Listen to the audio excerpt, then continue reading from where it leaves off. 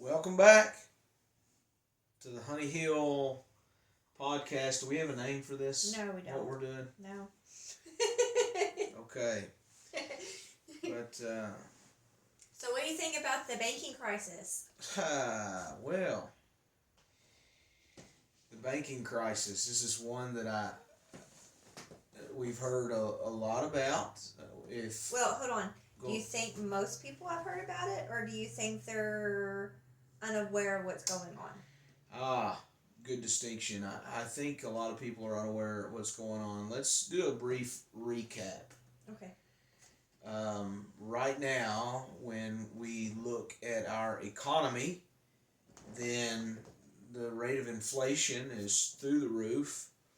We have, as a household, we've expanded our garden.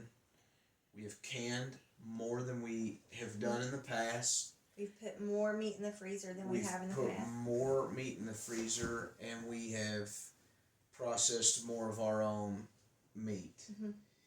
And our grocery bill is still double, though we're buying less than half what we did before.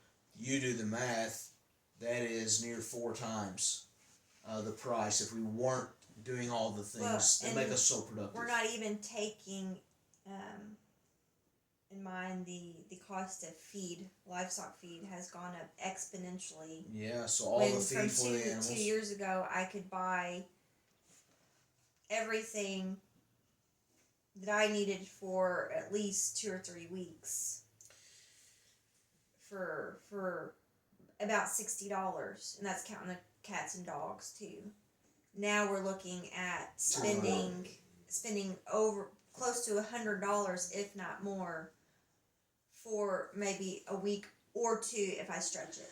So that's just the effects of inflation. That's not even the banking crisis. No. Well, but I think they are tied together, but what we see is, so the cost of everything, of housing, has doubled. We have seen a house that we lived in early in our marriage, and it has sold. We sold it over 10 years ago, about 10 years ago, and it's sold maybe 3 times. Probably. And 2 of those times, that house has sold twice for more than 3 times what we sold it for 10 years ago.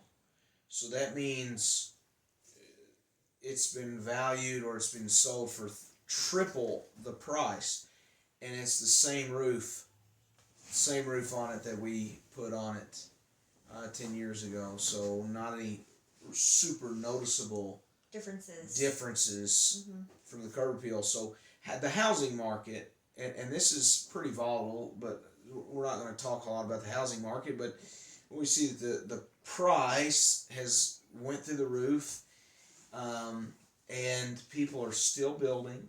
They're still buying. The cost of lumber, things have gone up. Nowhere will give you vehicles.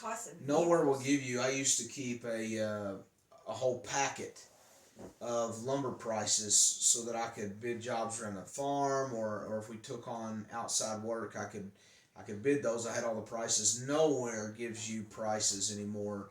It's if you get a bill of materials, it's good for like the end of the day. Mm-hmm. So it's going through the roof, but now interest rates have gone up, and they continue to climb, and so that has helped to slow. I think it's a good thing to slow this sort of terrible housing situation. But there's other things going on. Now, people are beginning to hear about it. We've seen a lot of this. A lot of this looks familiar for us. It was really interesting studying the interwar period between World War I and World War II with the kids in homeschool. To see what happened with their printing of currency. How did their subsidies work? What did they do with their interest rates? And how did all of this affect the economy and present conditions conducive to war. Right. So, so there's a lot of that going on with the banking crisis. But so people, I guess, so what's going on? I might have asked you this before, but what are you hearing that's going on with the banks right now? Well, I mean, from what I can gather and what I've looked so far on my searches, it's just the banking crisis. I think in the past since March, have we had 5 banks fail? Are we at 5 yet? Well, we know what was the one. There's one in California, a big one that really shook people. Valley. Silicon Valley. I think that was in March. So that was a very big one, but now they're saying Wells Fargo. Well, are you sure that was one? Oh, I thought maybe it was. Maybe it's not. But I think there's been 5. I think there's been 5 to close since the beginning of this year. Don't hold me to that. So when we say 5 banks, we don't mean your local branch. Like, oh no, they closed U.S. Bank in Hallsville. That's not what's going on. The way the banking world works, whenever you take a loan, you go and you borrow money from a bank, and you sign your signature, and so you're sort of signing over your commitment, your life, whatever it takes. All of those years of service is what you're signing over to them to support that bank. But what that bank does, and here's why you have so much paperwork, a lot of fine print that you can't read, and things like that, is because that bank does not actually carry that loan. They take that loan and they sell it. They sell your signature to a larger bank. In the 2008-2009 crisis, you remember hearing Fannie Mae and Freddie Mac loans. That's what happened, is they had grown to this large conglomeration, and they were primary purchasers of these loans. And so when the loans were defaulted, it was them who took these large hits. It wasn't these local banks immediately, but it was also them who gained the assets when they were bailed out. Right. So that's interesting. It's something to remember if you're too young and you don't remember the 2008-2009 banking crisis. Not the first time we've had economic crisis in the country. So you can look further back, but that's very recent, and we can see what happened. I don't think this is like that. There's something different. There's something going on, and I think what it reminds me of is like there's this facade on the top that makes it look okay, like everything's in order, everything's fine, but underneath there is something far worse that's occurring.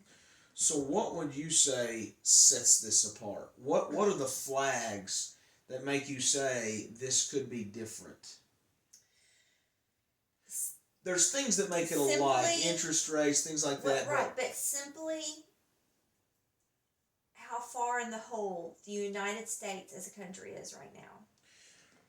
See, I've taken the opinion that I don't even think there is a deficit. Well, we that's another topic. Right, but it's kind of the Federal Reserve. But right, the Federal Reserve, and then we have to start thinking about, who owns. Skittle wants a hug very badly. Who owns the land in America? Who owns the ports? Who owns this? Who owns that? Who is buying? So what you're saying is everyone knows. Maybe everyone doesn't know. They probably don't. You can comment. I don't know if you've heard of this, but this isn't things that I'm seeing, that we are seeing on the news, but we've had friends and family, those who drive trucks, those who work across the nation in different varying trades, and so from various places, and the travels of some of these friends we've had conversations, and they're saying, wow, on this job in the Midwest, all the guys were talking about this, all this farm ground is being sold to the Chinese. China's buying it. And we can make that conspiratorial in our minds, but there's also just realities that because of their poor industry, it's cheaper for them to buy land where there's aquifers of water than it is to import or to prepare the water for themselves. But there's other countries that are doing this as well. That's right. And so essentially, it's still American resources that are being sort of taken from American peoples that are used for external resources. Well, and so I think there's multiple issues that are going on right now with what we're dealing with. And so I think there's been a move toward homesteading, toward creating your own, or having some other supply. Well, I would like to, we might have touched on that. I don't know how much we talked about. Have we talked about like bricks and things like that in the past? Not necessarily, I don't think. So I think that contributes to some of this, because it's easy to say, yeah, who cares who buys the property? That doesn't really matter. But there's more going on. We know, and maybe have mentioned, we're approaching war, have impending war, things like that. But there's other criteria that's going on. When you say banking, here's what sets that apart for me, that makes this different from a situation like 2008 and 2009, when we saw similar things with the market, similar things with the economy, similar things with the interest rates. But now we're approaching war. There is talk of deficit while there's aid going out. Like billions of dollars going out for aid when we have a weakened military. And I say that not on the basis of technology, but I say that on the basis of, for years, the military has been raising their enlistment age across every branch of service in order to get more people because of their shortage and all their woke ideologies. But also with the war is the BRICS, the sort of new currency, the new gold-backed currency that has begun. It's called BRICS because, correct me on this, but it's Brazil, Russia, India, China, and is it Spain? Is the last one? And I know France has had formal. I don't know about Spain. I know France is trying to. Well, the S is trying to come Spain, in. I believe, and so France has made formal requests. There's others who are looking at this because this past year was the first time that oil was traded on the international market on a currency separate from the U.S. dollar. Right. So it marked a transition in a lot of economists' mind. So you have that going on, wartime situation. All this is important because what war does is it brings about, and you can look at the world wars, currency is everything. And that's how the war is fought. Right. Because the currency is what allows for, the bonds and, war bonds, things like that, some of the trade in order to bolster. That's why they say war bolsters the economy. It's because of the trading and the international commerce based on your currency. And so so it's no question the American dollar's being weakened, not merely because of inflation, but because of all these other events that surround us. But that's not all. Go ahead. What were you going to say? Well, just with that, what were we saying earlier? Whenever we talk about this, and then you come back to America, and you think about, what happens. Okay, the dollar is weak. Okay, there's another large competitor on the market.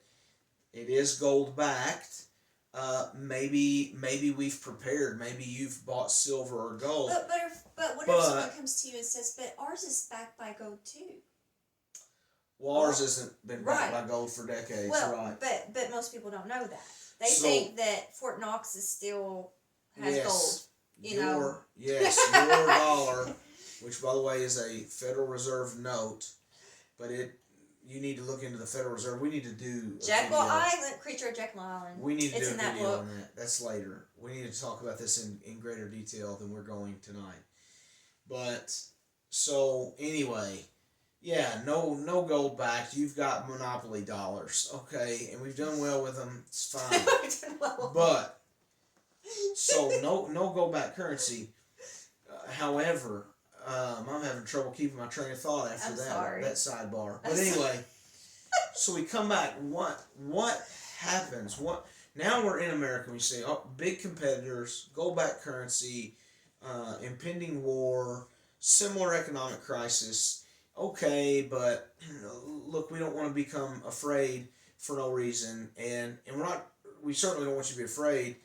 But in the way of the banking crisis, then there were those who went under. Why did the banking crisis occur in 2008 and 2009? Now, this is my opinion. I'm not a professional economist or anything.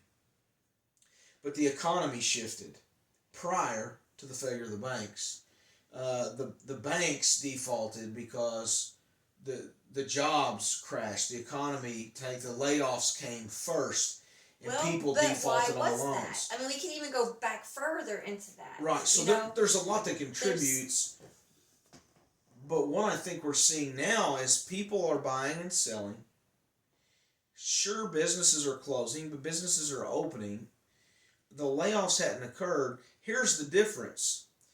Is the government, the Federal Reserve, has used the government in order to so heavily subsidize this impending disaster, which prior to war, prior to BRICS, prior to all of this, they've so heavily subsidized this, they've created a sort of pseudo or faux economy.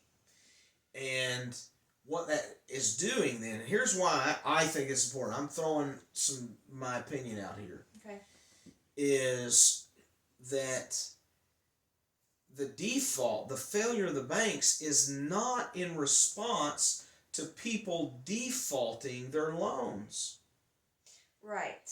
It's not a response to people being unable to pay it. It is a failure of the economy.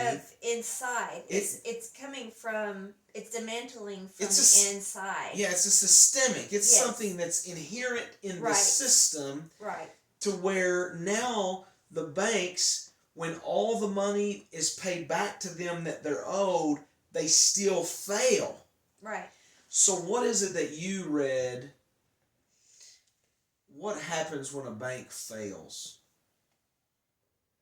Well, it goes to the what is it? The Federal Committee, the FDIC.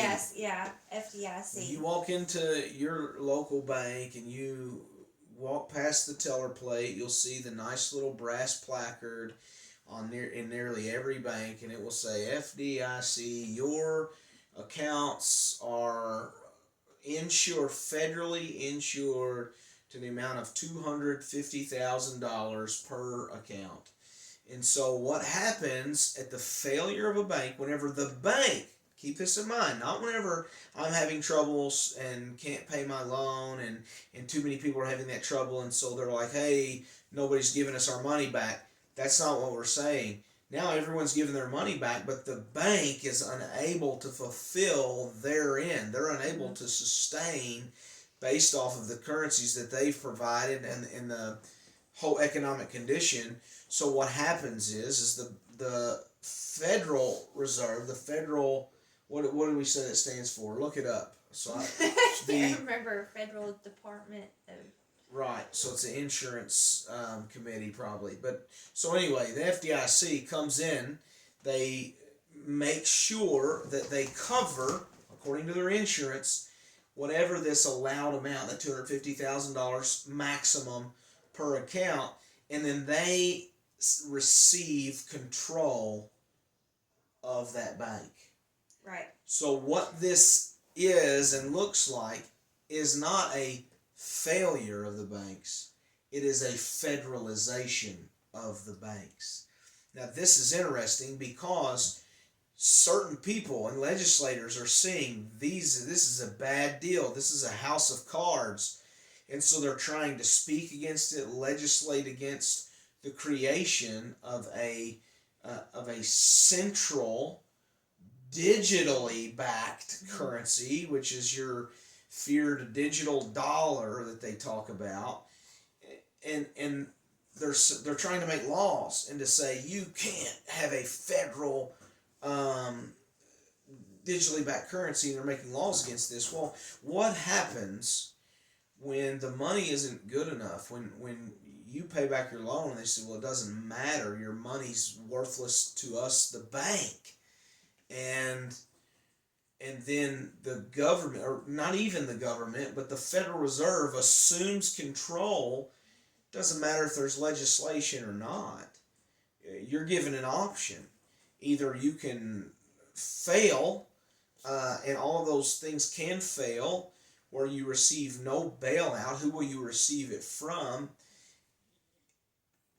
Other than those who say, perhaps you need to trade this in. The dollar has failed you. Your bank has failed. We've ensured you not lost anything. If only you would take a look at our brand new centralized digital currency banking system. And so I think all of this is playing out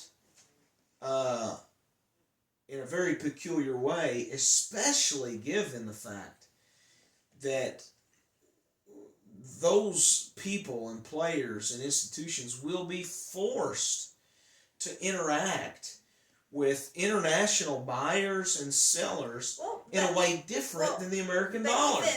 But even look at our habits already. We have payrolls that are put automatically into bank accounts. You never see the dollars. You never see it.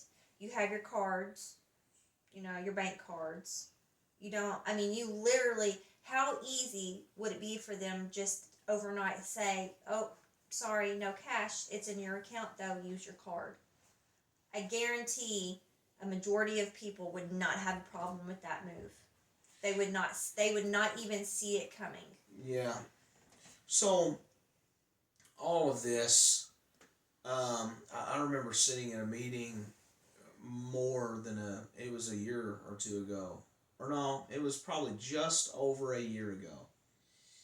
And there was a man, that I met for the first time, but it was in this meeting of men, and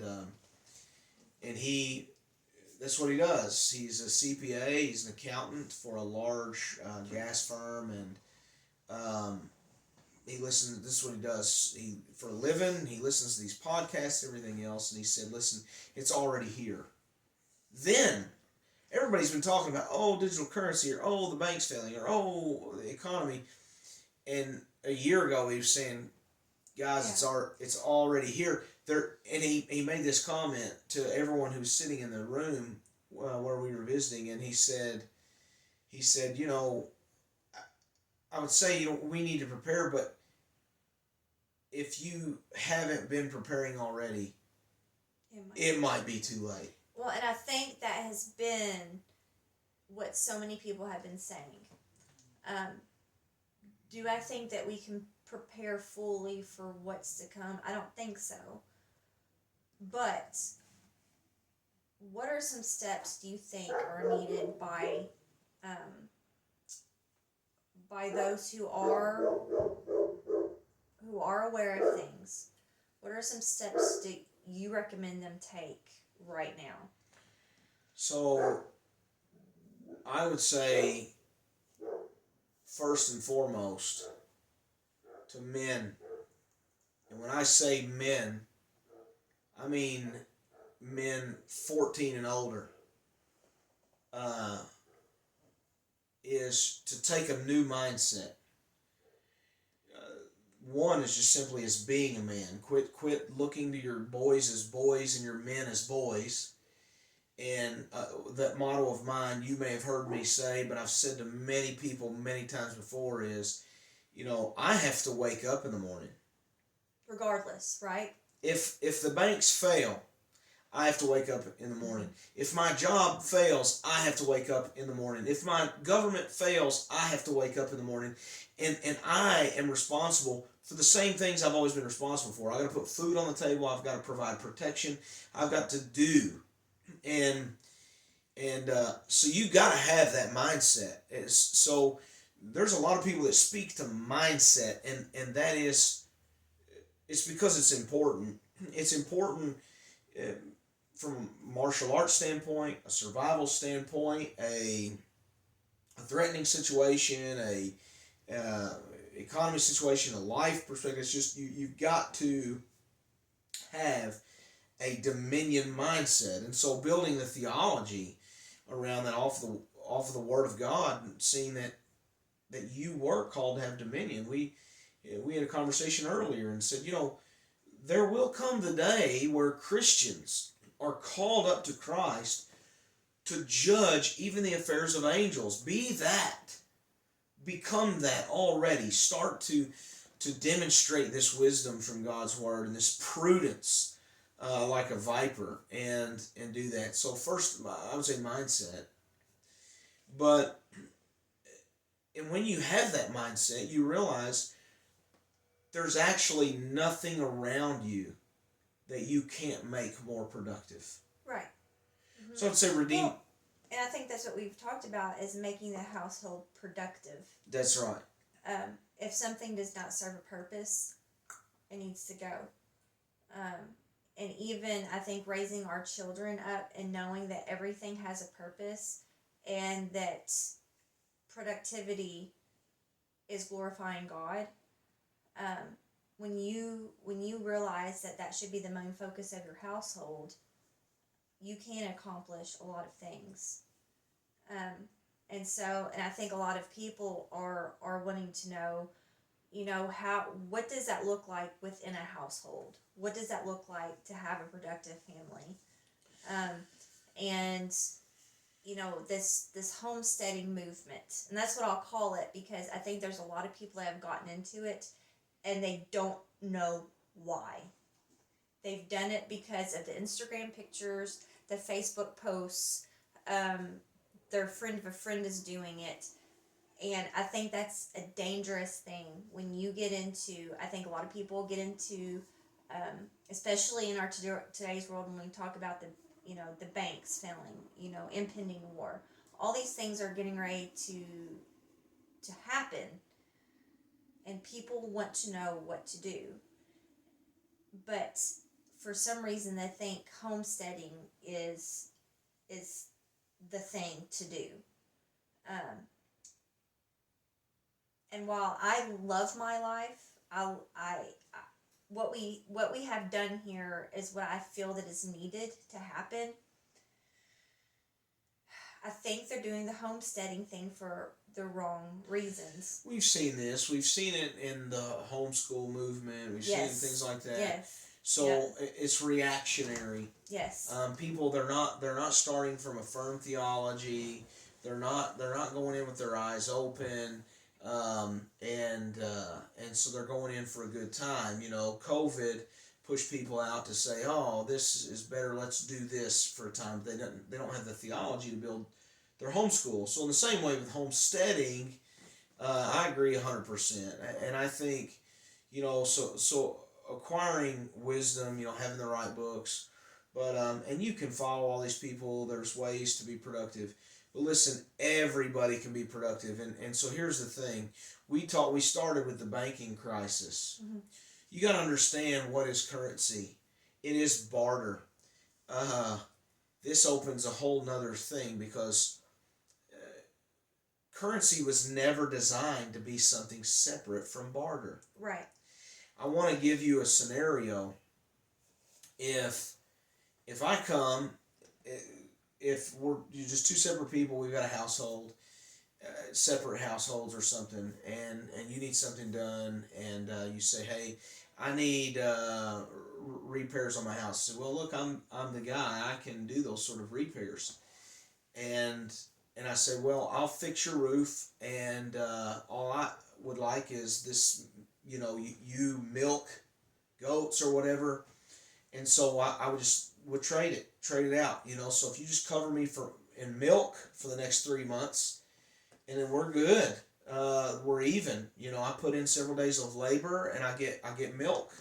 Just whenever I need it, a gallon a week or so, and so we trade, right? It's even. Mm-hmm. That's non-taxable. Now, what if you say, well, hey, obviously you don't want all your milk right now because, for one, I don't have it. Number two, it'll go bad. Right. So let me give you a note. Let me give you an IOU. To show. To show. That's still non-taxable. But then it just so happens that in my household, something occurs, or there's the fella down the road, and he says, listen, man, I've had this huge tree go down. I got all this firewood. Have you cut firewood? I'm like, man, I don't have firewood for the year.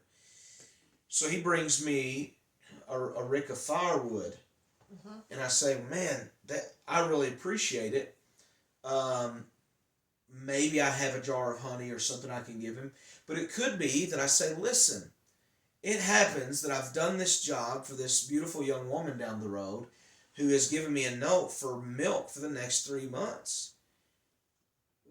Do you need milk? I can give you this note for milk. And so now she's going to send you milk for the next 3 months. And I will have got my firewood. We still trade. We traded the note. Mm-hmm. It's still non-taxable. So what happens then when you go and you do work? You receive what's called a federal note for your labors, and you're taking that note and trading it for goods at your local store so that they can cash that note in with whoever else that they get it to, so that it might hold in value. And I'm going to stop right there.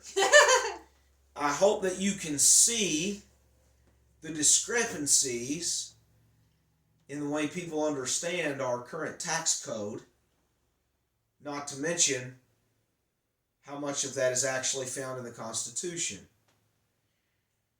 I'm going to highlight this because that's your little Easter egg for study. Nonetheless, you can be productive. So currency is only that which you can trade for goods. I had a friend tell me one time, man, if things go south, I'm buying gold. I said, really? Can you eat that? Can you eat gold now? He said, well, no. And I said, well, if everything crashes and you want to come to my house and get a dozen eggs, how much do you think they should be worth?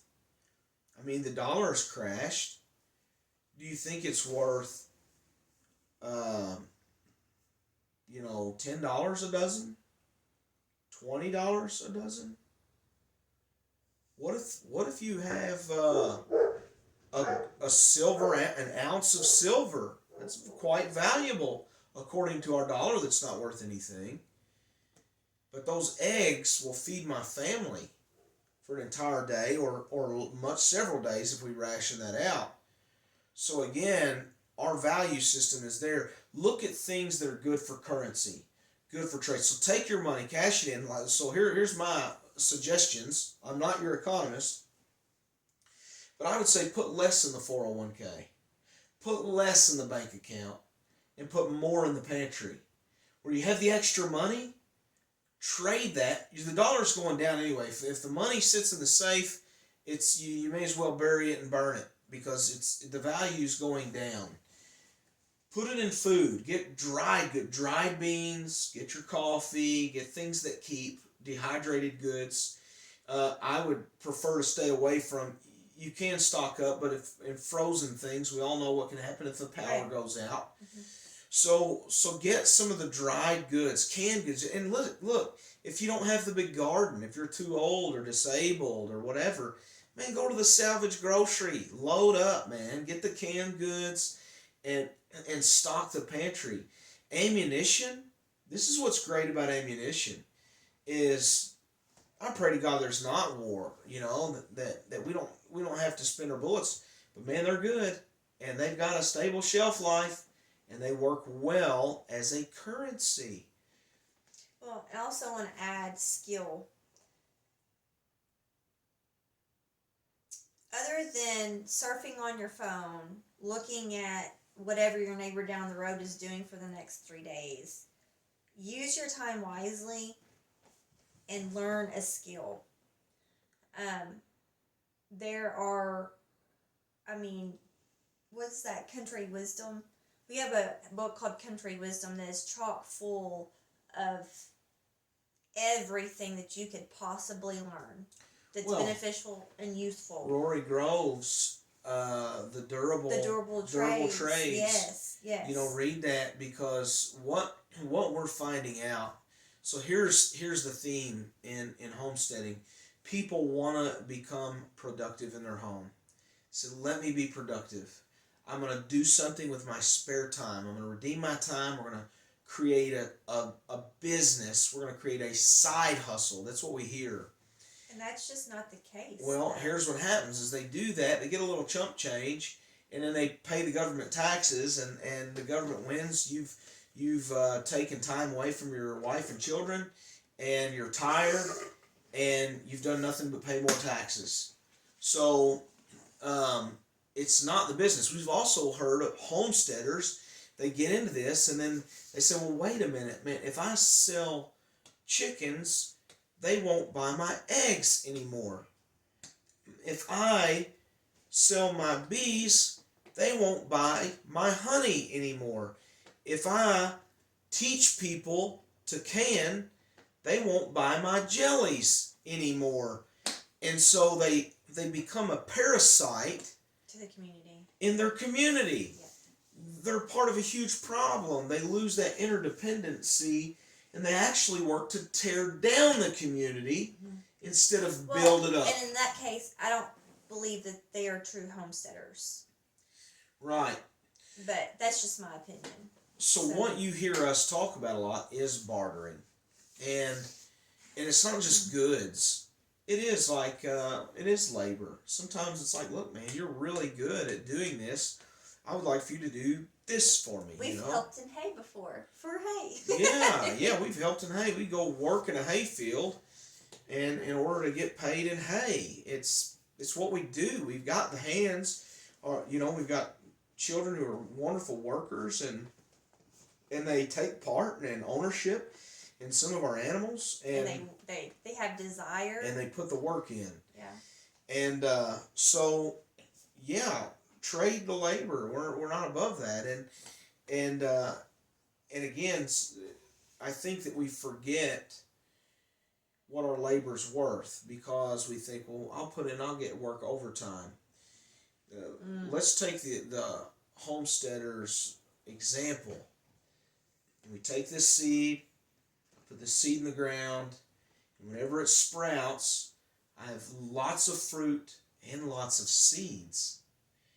Now, if I have to purchase from my neighbor, she puts the seed in the ground, she gets lots of fruit and lots of seeds.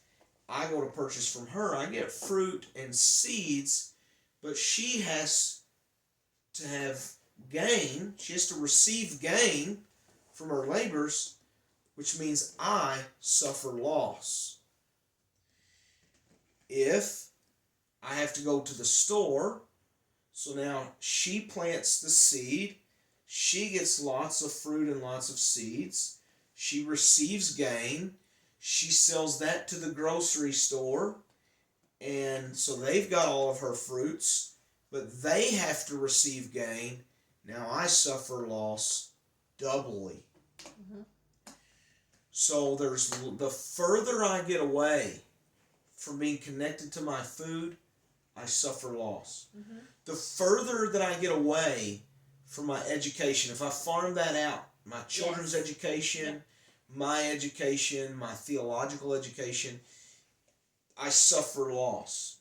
The same with our work. The further we get to our labor, and I've said this over and over and over again, getting a skill is such a good example because you can trade your time for money, and it's worth so much. You get a skill, you can trade your skill for money. Your time is worth a lot more. It's been said by others, of what you know, if it's a knowledge set instead of just a skill set. But let's just stick with the skill set.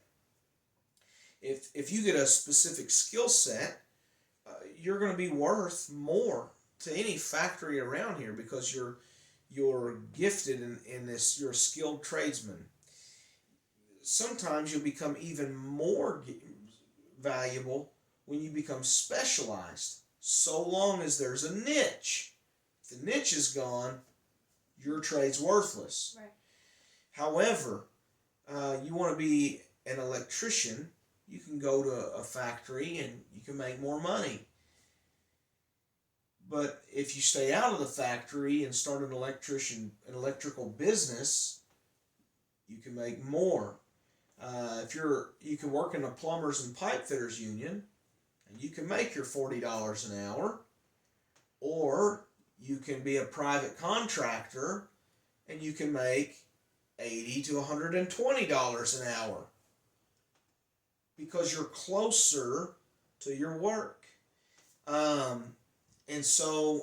And you save much more than that if you can do that yourself. If you're skilled and you never have to call a plumber. Now you've saved loads of heartache. You've saved the water. You've saved all sorts of things. So to recap, because we're going pretty long here. In light of the events that we are coming upon, people should be looking into how to barter with their time, develop a skill that they can also barter with.